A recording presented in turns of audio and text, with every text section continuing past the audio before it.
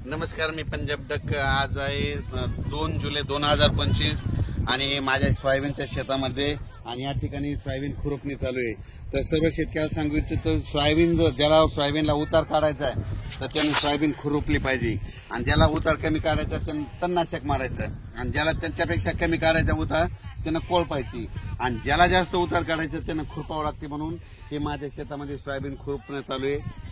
आष्टी भागातील लेबर आणलेले आहेत आणि या ठिकाणी आणि शेतकऱ्याला या ठिकाणी अंदाज देणार आहे। राज्यात आज आहे 1 जुलै 1, 2, 3 जुलै दरम्यान राज्यात भाग बदलत पूर्व विदर्भ, पश्चिम विदर्भ, मराठवाड्यामध्ये पूर्व 6 5 11 जिल्ह्यात पूर्व आणि पश्चिम विदर्भात भाग बदलत पाऊस पडणार आहे। मराठवाड्यात देखील पडणार आहे।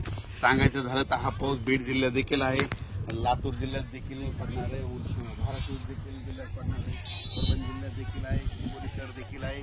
म्हणून हा अंदाज आहे। पण राज्यात सांगायचं झालं तर नांदेड जिल्हा, हिंगोली जिल्हा, वाशिम जिल्हा या ठिकाणी भाग बदलत पाऊस पडणार आहे। म्हणून हा अंदाज लक्षात म्हणजे 3 जुलैपर्यंत हा पाऊस पडणार आहे। म्हणून हा अंदाज लक्षात येतो।